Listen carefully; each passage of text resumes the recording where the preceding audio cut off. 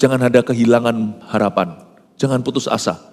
Tapi serahkan seluruh hidupmu, termasuk kebiasaanmu kepada Tuhan. Dan berkata, Lord Tuhan, bekerjalah dengan cara yang luar biasa dalam kehidupanku. Hatiku terbuka untuk karyamu Roh Kudus. Yang percaya, yang rindu, berikan tepuk tangan untuk Tuhan Yesus.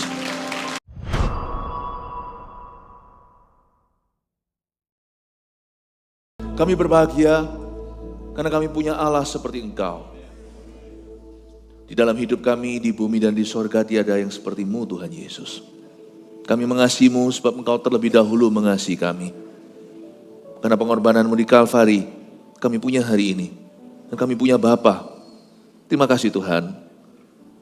Tiada kata-kata bisa mengungkapkan rasa syukur kami yang mendalam. Karena Engkau mengampuni dosa kami. Engkau menerima kami apa adanya dan mengubah kami dari kemuliaan pada kemuliaan yang lebih besar lagi. Terima kasih Tuhan. Biar Tuhan memberkati setiap jemaat GMS Surabaya Selatan dengan kasih mula-mula dari Tuhan. Dan pada hari ini kami memperbaharui komitmen dan memperbaharui janji kami di hadapan-Mu Roh Kudus. Terima kasih Tuhan Yesus.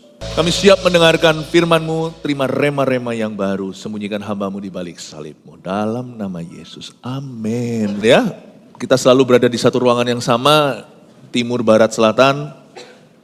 Semua ibadah hanyalah extension dari hadirat Tuhan. Saya menyapa semua yang di sini, senang sekali pagi-pagi sudah berada di gereja. Shalom semua, puji Tuhan ya. Kita hari ini akan menerima rema-rema untuk minggu ini bagi kita. Rema-rema untuk kita. Saya ajak kita untuk membuka Alkitab kita, ambil catatan, kita akan belajar firman. Dari Keluaran pasal 3, saya beri judul, Semak Duri yang Menyala. Ada beberapa hal yang kita bisa pelajari, dan pasti hidup kita akan ditolong karena firman hari ini. Keluaran pasal 3, ayat 1 sampai ayat 6. 6 ayat saja, saya bacakan ya. Adapun Musa, ia biasa menggembalakan kambing domba Yitro mertuanya, imam di Midian.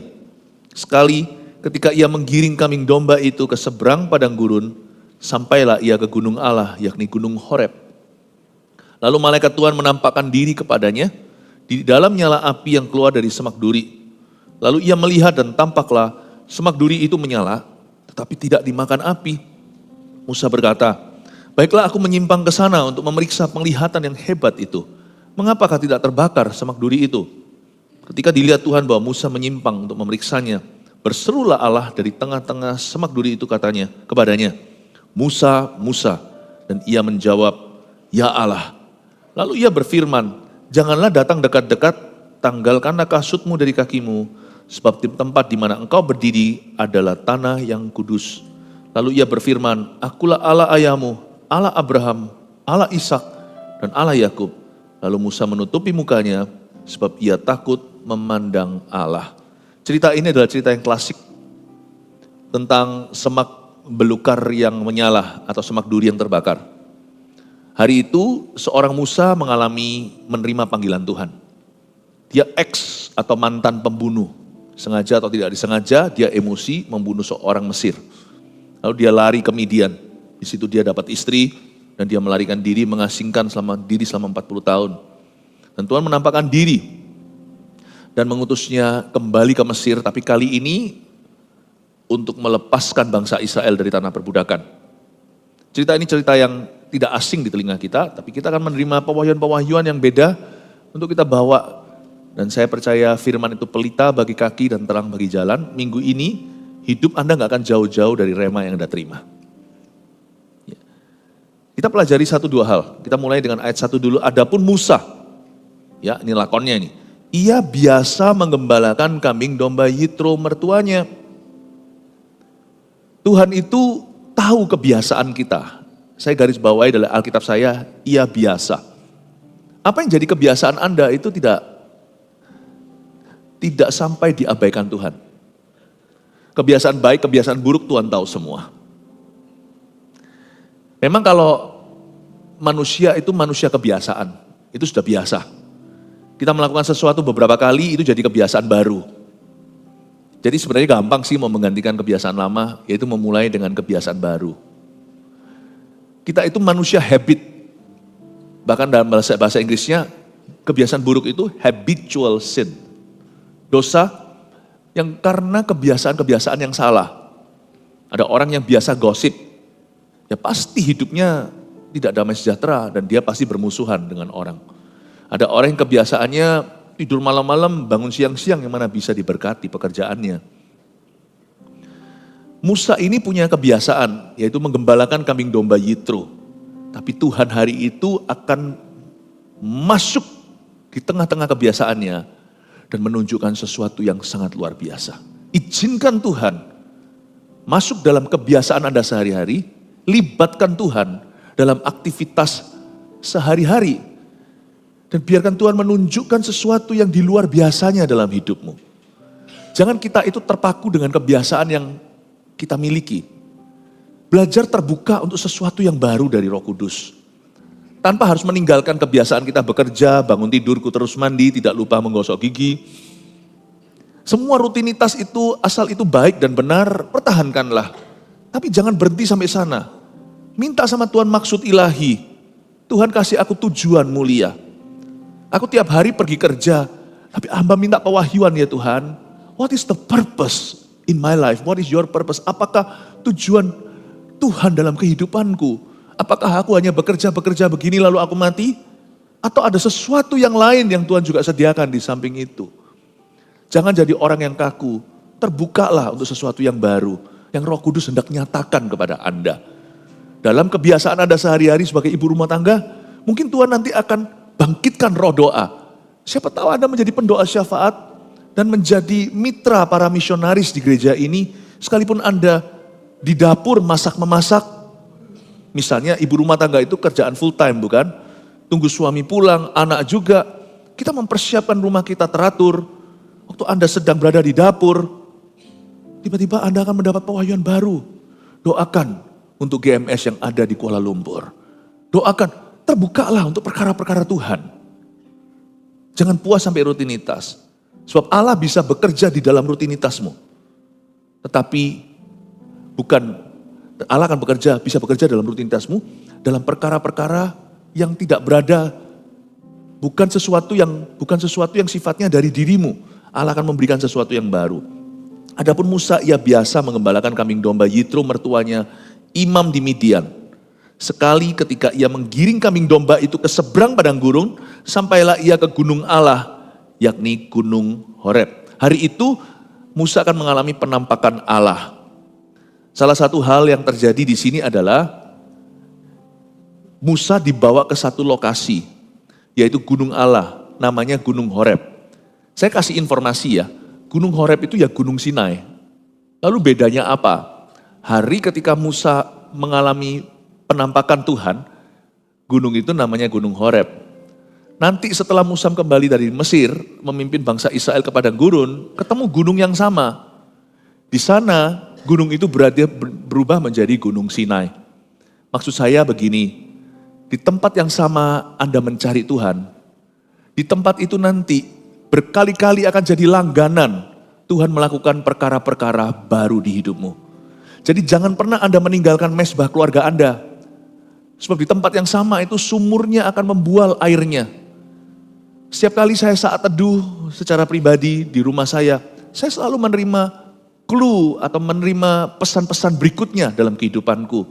Jangan pernah menganggap gereja itu rutinitas pada hari ke-7, yaitu hari Sabat, hari Minggu kita datang ke gereja, ibadah lagi, semua jadi rutin, setiap minggu selalu ke gereja. Tapi setiap kali Anda datang dalam rutinitas ibadah, harapkan perkara-perkara Allah berikutnya. Gunung Horebmu itu gunung Sinaimu, gunung Horeb tempat Musa melihat semak belukar terbakar. Tapi nanti di tempat yang sama, waktu dia kembali dari Mesir, di situ dia menerima 2 loh batu dengan 10 perintah Allah. Musa naik ke gunung yang sama, dan dia tinggal di atas itu 40 hari lamanya, dia berpuasa, dan dia menerima semua pewahyuan, kejadian, keluaran, imamat, bilangan, ulangan, berapa hasta-hasta, semuanya tentang tabernakel. Semua plan atau rencana Allah diwahyukan. Padahal hari itu waktu dia di gunung itu, dia hanya melihat semak duri terbakar. Tapi nanti waktu dia ke sana lagi, lokasinya sama. Dia menerima semua pewahyuan-pewahyuan berikutnya. Don't just come to church, jangan hanya datang ke gereja. Gereja yang sama, pukul 7 misalnya, kalau ini jadi rutinitasmu. Anda ibadah setiap hari Minggu di tempat yang sama itu, Tuhan akan wahyukan lagi dan lagi. Jangan tinggalkan mesbahmu, baik itu gereja atau mesbah keluarga ketika Anda sembahyang doa cari Tuhan bersama dengan family, atau doa pribadi, jangan tinggalkan, jangan bosan. Jangan bosan sama rutinitas yang Anda miliki dengan Allah. Karena di tempat yang sama itu, Tuhan akan wahyukan lagi sesuatu.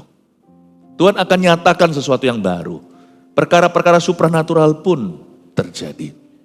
Amin. Bapak Ibu Saudara, belajar setia. Beberapa ahli teolog menyimpulkan bahwa Horeb dan Sinai itu adalah gunung yang sama, cuman lokasinya east and west. Gunung yang sama kan bisa ada dua punggungnya, seperti unta. Ya, dua puncaknya. Yang satu itu Horeb, yang satu Sinai. Saya nggak pernah tahu. Kita nggak akan pernah tahu sesungguhnya seperti apa. Pokoknya intinya di gunung yang sama itu, Tuhan nanti menampakkan diri lagi kepada Musa. Kali itu lewat semak duri. Lain kali 40 hari dia muka dengan Musa dengan Allah. Jadi saya ingin menekankan kepada Anda, di tempat yang sama Tuhan bisa bekerja sesuatu yang baru. Jangan pernah remehkan rutinitasmu. Satu rutinitas atau kebiasaan yang harus kita patahkan dan jangan kita simpan. Ya, jangan kita pupuk maupun pelihara adalah kebiasaan buruk. Rutinitas yang tidak boleh dipertahankan adalah rutinitas dosa. Tapi kalau rutinitas yang sifatnya baik dan benar, rutinitas yang sifatnya ilahi, yang sifatnya spiritual, pertahankan. Karena di tempat itu berkali-kali Tuhan akan langganan dengan Anda. Ya, Allah kita bukan Allah yang tabrak lari. Dia ingin melakukan sesuatu yang baru di hidupmu. Tapi dia pakai perkara yang sudah lama di dalam hidup Anda. Hari itu Allah menampakkan diri kepada seorang pengembara namanya Musa. Waktu dia lagi menggembalakan mbek-mbeknya mertuanya yaitu Yitro, Tuhan menampakkan diri. Tuhan kalau menampakkan diri kepada kita tidak perlu cari tempat yang jauh. Tuhan kalau menampakkan diri selalu memulai dengan sesuatu yang sudah familiar, yang sudah biasa dalam kehidupan kita. Jangan anggap remeh. Pernikahan Anda, udah menikah puluhan tahun misalnya, Tuhan bisa memperbaharui. Di dalam keluarga Anda juga Tuhan bisa melakukan sesuatu yang dahsyat sekalipun sudah begitu-begitu aja berabad-abad. Jangan ada kehilangan harapan, jangan putus asa. Tapi serahkan seluruh hidupmu, termasuk kebiasaanmu kepada Tuhan. Dan berkata, Lord Tuhan, bekerjalah dengan cara yang luar biasa dalam kehidupanku. Hatiku terbuka untuk karyamu Roh Kudus. Yang percaya, yang rindu berikan tepuk tangan untuk Tuhan Yesus. Haleluya. Tapi saya punya satu pertanyaan untuk saya baca ayat pertama. Kalau Tuhan memang mau menampakkan diri, kenapa pakai semak belukar ya? Kok nggak pakai mertuanya Musa aja namanya Yitro yang sudah jadi imam di Midian? Kenapa ya? Padahal menurut saya, Yitro si imam di Midian ini juga orang baik loh. Alkitab tidak pernah mencatat dia orang jahat. Pernahkah Anda renungkan waktu Anda baca ayat demikian? Kenapa kok Tuhan tidak mewahyukan dirinya lewat orang aja? Kenapa Tuhan mewahyukan diri lewat tanaman? Bahkan itu bukan tanaman, semak belukar itu kan tanaman liar. Dan itu mengganggu biasanya, petani-petani tahu. Kenapa kok Tuhan tidak pakai imam di Midian itu? Bukankah semua orang berkata agama mengajarkan sesuatu yang baik? Tuhan itu tidak ada in religion. Jangan kita kira. Tuhan itu tidak akan menitipkan dirinya kepada roh agamawi, Tuhan akan menitipkan itu. Sebab roh agamawi itu lebih sifatnya hanya sekedar peraturan, teori. Sedangkan Allah kita, dia adalah pribadi yang hidup. Karena itu jangan pernah kita mengira bahwa, oh ya sudah pokoknya yang penting kita itu memeluk agama jadi orang baik. Gak akan kenal Tuhan. Gak akan kenal Yesus kalau orang hanya maunya begitu. Tapi ketika seseorang hatinya sungguh-sungguh serius dengan hidupnya, Tuhan, aku mau tahu makna tujuan hidupku. Kenapa engkau menciptakan aku? Dia gak akan puas dengan roh agamawi. Dia pasti cari kebenaran. Imam di Midian ini bukanlah bangsa Yahudi. Mereka bukan umat pilihan. Yitro ini bukanlah keturunan Abraham. Bukan, karena melalui keturunan Abraham lah keluar Injil. Yitro, Imam Midian ini agama lain. Bagi kita orang-orang yang percaya kepada Tuhan Yesus, bagi kita orang-orang yang pegang teguh pada Alkitab, jangan cari kebenaran, pada kepercayaan-kepercayaan lain yang bukan keyakinan kita. Regardless, tak peduli, sekalipun pengajarannya baik sekalipun pengajarannya kelihatannya itu sanliang atau saleh, jangan diikuti. Tuhan tidak akan menitipkan dirinya kepada pihak-pihak yang tidak dia pilih. Apa yang bukan Injil ya bukan Injil, sekalipun banyak kemiripan. Jadi hati-hati dengan apapun yang beredar di luar sana, termasuk di dalam media sosial. Anda jangan terima mentah-mentah hanya karena ada mirip-miripnya. Kita harus kembali kepada firman. Tuhan tidak menitipkan diri pada imam di Midian. Mari kita lihat ayat 2. Lalu malaikat Tuhan menampakkan diri kepadanya dalam nyala api yang keluar dari semak duri. Kata malaikat Tuhan ini pakai M huruf besar, sadarkah Anda? Ini bukan malaikat sungguhan, ini Tuhan Yesus di perjanjian lama. Kalau Anda baca di Alkitab, di perjanjian lama ada malaikat Tuhan yang menerima persembahan dari papanya Simson ketika malaikat itu memberitakan kabar baik bahwa istrinya akan hamil, lalu habis itu malaikat itu naik di atas persembahan itu, lalu lenyap, menguap ke udara, naik ke atas. Itu bukan malaikat, itu Jesus Christ. Tapi penampakannya di perjanjian lama sebelum Tuhan Yesus diberi nama Immanuel, yaitu Yesus Kristus lewat malaikat Gabriel kepada Maria. Jadi Anda tahu bahwa ayat 2 yang ketemu sama Musa itu adalah the Lord Jesus Christ. Tuhan Yesus Kristus di perjanjian lama. Lalu malaikat Tuhan itu menampakkan diri kepadanya dalam nyala api yang keluar dari semak duri, bukan bejana tanah liat. Lalu ia melihat dan tampaklah semak duri itu menyala tapi tidak dimakan api. Itu membuat Musa jadi terkejut, tercengang dan terkagum-kagum. Kok bisa ya semak duri itu berapi-api tapi tidak hangus? Api macam apaan ini? Karena itulah Musa tertarik untuk melihat. Maka kita lihat ayat 3, Musa berkata, baiklah aku menyimpang ke sana untuk memeriksa penglihatan yang hebat itu, mengapakah tidak terbakar semak duri itu. Ayat 3 ini adalah ayat transisi. Ayat 3 ini penting sekali. Tanpa ayat 3, Musa tidak akan ketemu Tuhan. Dan Tuhan tidak akan berbicara apa-apa. Ayat 3 ini adalah kunci buat kita. Kalau kita mau ketemu Tuhan, kalau kita mau menerima sesuatu dari Roh Kudus, kita mesti menyimpang dari kebiasaan kita. Bukan penyimpangan loh ya, penyimpangan seks, penyimpangan apa, bukan. Menyimpang itu artinya kita mesti melakukan sesuatu tindakan yang di luar biasanya. Kalau enggak, kita enggak akan ketemu Tuhan. Karena memang dibutuhkan kesengajaan yang luar biasa sih untuk mencari Tuhan. Percaya enggak? Semua kebiasaan kita untuk mencari Tuhan itu harus disengaja. Saya kalau mau mengikuti naluri daging saya, bangun tidur, ku terus tidur. Kalau kita mengikuti naluri daging kita, nggak akan pernah cari Tuhan, percayalah. Karena kita semua itu gravitasinya dosa. Tapi Musa hari itu melakukan sesuatu luar biasa. Dia ambil langkah yang beda. Baiklah aku menyimpang ke sana. Saya ingat 32 tahun lalu saya terima Tuhan. Saya keluar dari kursi saya ketika ada panggilan altar call. Kalau saya tidak menyimpang keluar untuk memberi diri kepada Yesus, atau mencari Yesus, atau didoakan oleh gereja, mungkin hari ini saya sudah binasa kali. Hari ini mungkin saya tidak ada dalam gereja, apalagi jadi hamba Tuhan, gak mungkin itu kejadian. Saya masih ingat kok. Saya ingat dalam hati saya ada suara berkata, kalau kamu tidak maju, kamu akan selama-lamanya begitu. Saya harus menyimpang ke sana, saya harus keluar dari kursi saya. Ketika diberi kesempatan, saya harus ambil kesempatan itu. Kebiasaan saya setiap pagi adalah saya berbahasa roh selama 40 menit di atas ranjang saya. Saya harus paksa. Karena waktu saya lagi ngantuk, apalagi kalau kemarin kerjaan berat, pagi subuh-subuh saya harus bangun, saya harus doa dulu. Orang bertanya sama saya, kenapa sih harus bangun jauh lebih pagi? Karena orang lain bangun tidurku terus mandi. Kalau saya nggak bisa begitu, bangun tidurku terus doa. Saya masih ada waktu di tengah-tengah itu sebelum saya mandi. Saya cari Yesus dulu. Makanya ada orang kalau nggak sadar tanya sama saya, kenapa Pastor Philip kalau pagi lama-lama? Saya bilang begini, karena lu orang bisa langsung kerja. Saya nggak bisa, saya doa dulu. Bukan lama-lama. Kamu bangun segini, aku bangunnya lebih subuh. Saya tidak akan korbankan waktu kerja saya.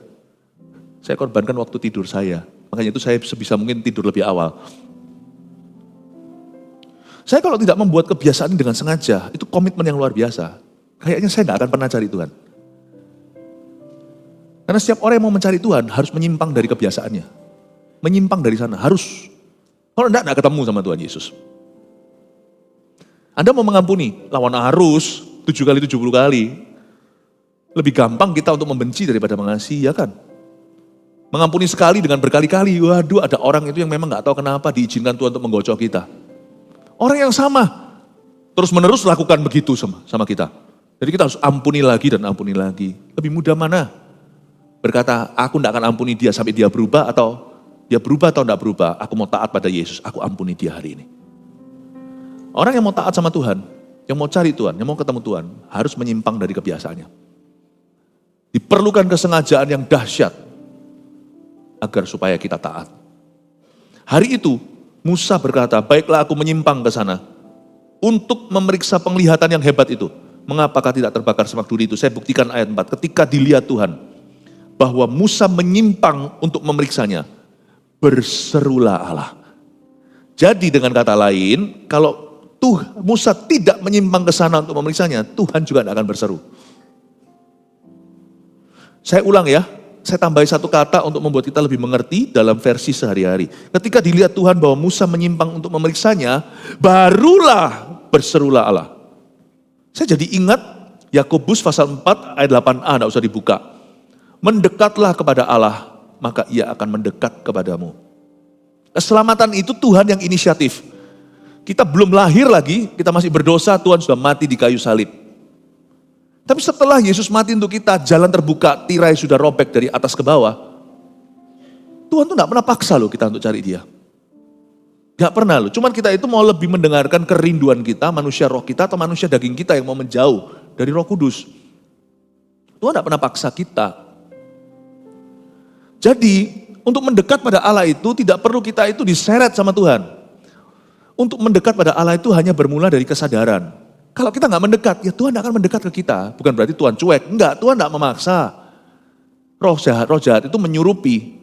Roh Kudus itu nggak pernah membuat orang kesurupan.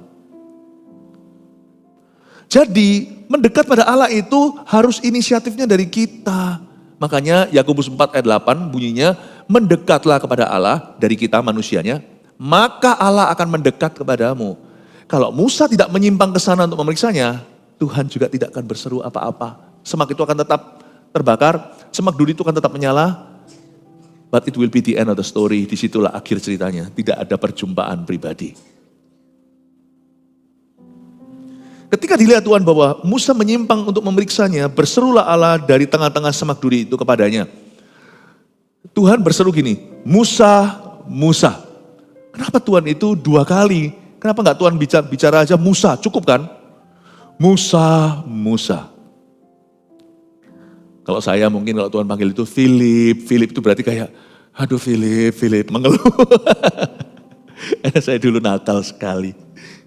Philip, Albert. Apalagi ini ya kan. Coba bayangkan, kalau Tuhan bilang 2 kali itu berarti urgent. Itu berarti darurat. Seolah-olah Musa baru hari itu kenal Tuhan. Tapi Tuhan sudah tunggu Musa itu 430 tahun. Loh kok bisa? Bukankah keturunan Yakub pindah ke Mesir? Lalu habis itu mereka diperbudak. 400 tahun oleh orang Amori itu. Lebih tepatnya 430. Tuhan yang maha tahu, sudah tahu semua orang sebelum lahir. Tuhan sudah menanti-nantikan Musa itu. Waktu dia dilahirkan terjadi pembunuhan bayi secara massal. Musa itu disembunyikan selama berapa bulan. Mamanya taruh dia di palungan, di satu basket gitu, kasih papirus, kasih bahan-bahan ter yang untuk bikin aspal supaya tidak tembus airnya, supaya waterproof, ditaruh di situ di Sungai Nil, lalu ditemukan oleh putrinya Firaun. Apa Tuhan enggak tahu? Tuhan sudah menunggu bocil ini untuk bertumbuh dewasa, jadi pembunuh. Waktu dia berkata, Musa, waktumu telah tiba, bebaskan umatku, kau yang kupilih. Bagi Musa baru ketemu, bagi Tuhan udah tahunnya 430, Tuhan mau bebaskan umatnya dan Tuhan mau pakai Musa. Anything, apapun yang Tuhan ucapkan 2 kali kepadamu, itu urgent sifatnya. Saya itu paling gak ngerti, kadang-kadang ya saya juga begitu sih, saya ngaku. Kita itu kalau disuruh Tuhan tuh masih minta tanda itu loh, kok manja. Adakah hal-hal tertentu yang Tuhan bicara dalam hidupmu lebih dari 2 kali belum kau lakukan? Menurut saya keterlaluan. Agak too much. Lalu kita habis itu menyembah dan berkata, Engkau Tuhan. Really? Sungguh? Kalau dia Tuhan, kenapa kau tidak lakukan apa yang dia perintahkan? Lalu kita berkata dia guru, kenapa tidak meneladani dirinya? Ya, kita berkata, Bapak kau tidak uhau sama Tuhan. Papa saya nggak perlu ngomong 2 kali, sungguhan. Papa saya suatu hari kepingin kue tiaw. Langsung tidak perlu pakai apa, langsung saya, karena saya nggak ngerti, saya gaptek, saya ngomong sama putri saya, Vanessa, langsung belikan, langsung bungkusan kue tiaw datang, di situ langsung. Minta, aduh kebanyakan, nggak apa-apa, lebih baik kebanyakan daripada tidak. Nggak akan, pasti akan indahkan. Dari dulu saya diajari oleh orang tua waktu saya masih kecil, harus mengasihi dan menghormati. Pasti langsung saya berikan. Kalau dia adalah Bapak kita, kenapa kita tidak memperlakukan dia demikian?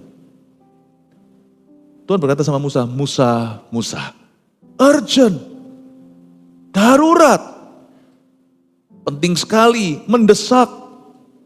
Lalu ia berfirman, ayat 5, coba lihat ya firmannya, janganlah datang dekat-dekat, tanggalkanlah kasutmu dari kakimu, sebab tempat di mana engkau berdiri itu adalah tanah yang kudus.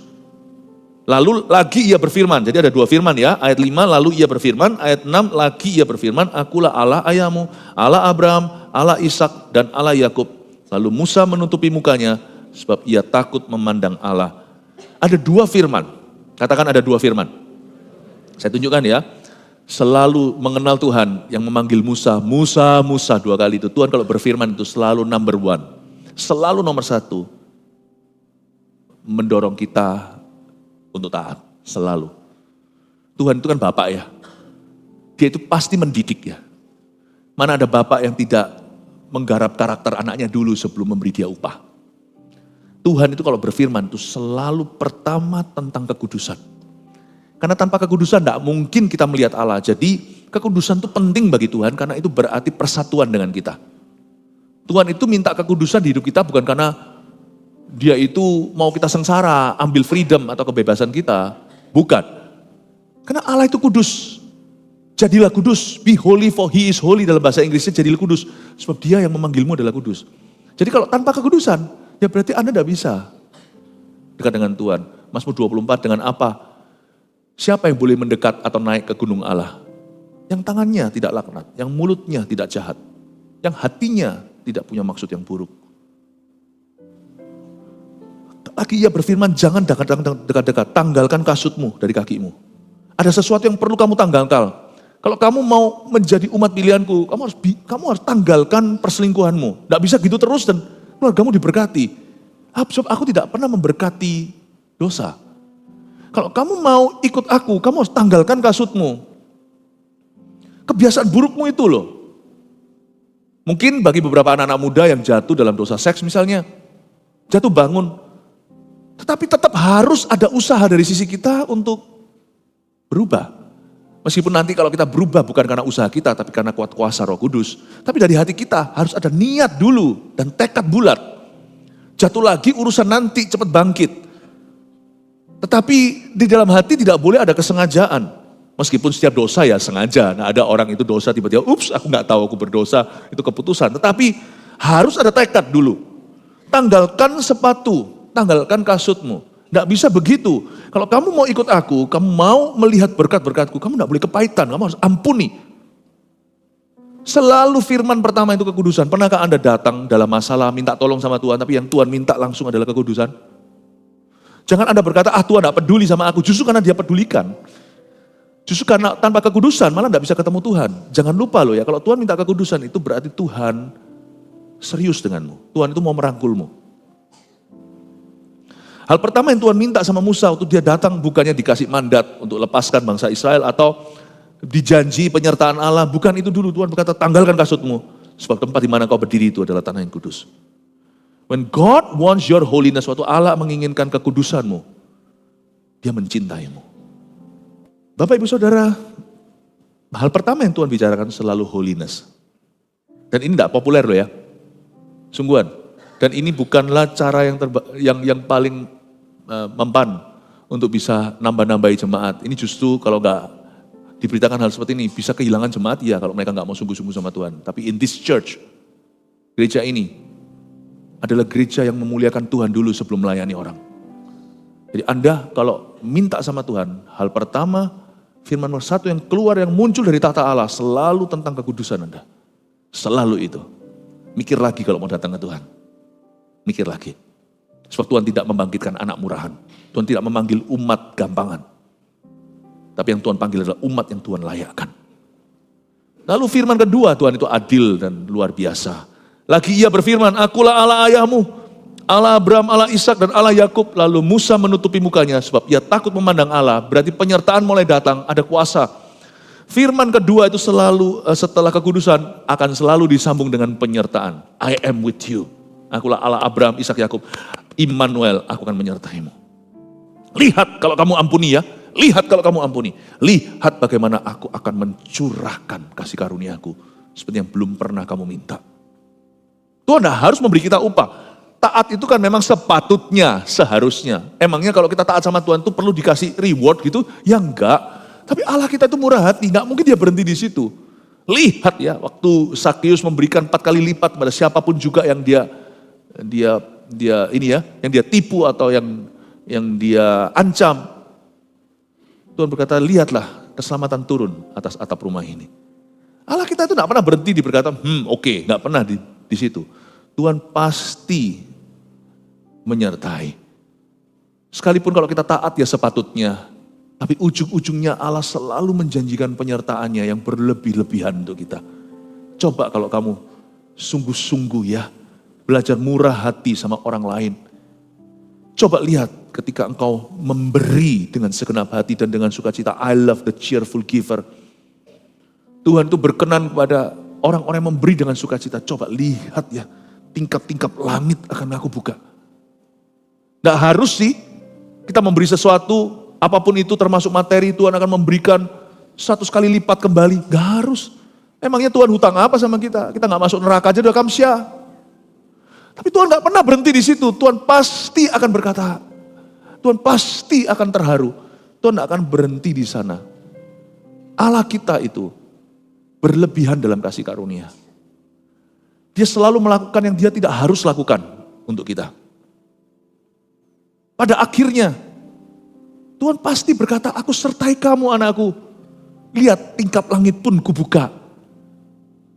Padahal Tuhan tidak harus lakukan itu. Tuhan tidak berhutang budi sama kita. Sekalipun hari ini semua di hidup kita diambil olehnya. Bahkan kalau perlu badan kita dibakar. Masuk ke dalam api menyala-nyala untuk namanya. Tetap gak bisa tutup utang kita sama Tuhan. Tetapi ketika kita sungguh berniat untuk mengutamakan Dia dalam segala tindak tanduk kita dan kelakuan kita. Dalam segala perbuatan kita, kita dahulukan Tuhan. Coba lihat ya. Tuhan tidak berhenti di mil 1. Tuhan akan bawa kita ke mil 2 dan berkata, aku sertai kamu anakku. Tingkap langit kubuka. Lihat kasih karunia yang akan kucurahkan. Mulai hari ini, kata Hagai, aku akan memberi berkat. You don't have to do that. Tapi Tuhan tetap lakukan itu. Itulah Allah kita. Dia tidak pernah berhenti sampai minta kekudusan. Dia akan teruskan sampai menyertai hidupmu. Dia akan lanjutkan sampai penyertaan. Oke? Saya selesai dengan ini. Saya kasih 3 rangkuman apa yang kita pelajari. Banyak ya, yang harus kita terima. Tangkap semuanya. Nah, seharian ini nanti masih banyak rema-rema yang baru. Ini baru pemanasan saja. Nomor 1, semak duri yang menyala. Apa aja rema yang kita terima hari ini? Dibutuhkan kesengajaan yang luar biasa untuk mencari Tuhan. Intinya gini loh, kalau ibadah gereja, jangan cari gereja yang dekat rumah. Carilah gereja yang dekat sama Tuhan. Peduli amat kalau itu jauh. Orang-orang selalu cari gereja yang datang ke dia. Salah lah, Musa menyimpang ke sana kok. Ya, 2, apapun yang Tuhan perintahkan 2 kali berarti mendesak sekali. Kasih catatan pribadi, kalau lebih dari 2 kali sesuatu yang Tuhan suruh belum kulakukan, tulis, aku keterlaluan sekali. 3, kekudusan Allah di hidup kita adalah pangkal penyertaannya. Ingatkan dirimu kalau Tuhan minta kekudusan, sebentar lagi Tuhan sertai. Isn't that wonderful? 3 poin ini munculkan, 3 sudah. Silakan difoto, saya di sini yang di bagian kosong. Monggo silakan, haleluya, amin. Puji Tuhan.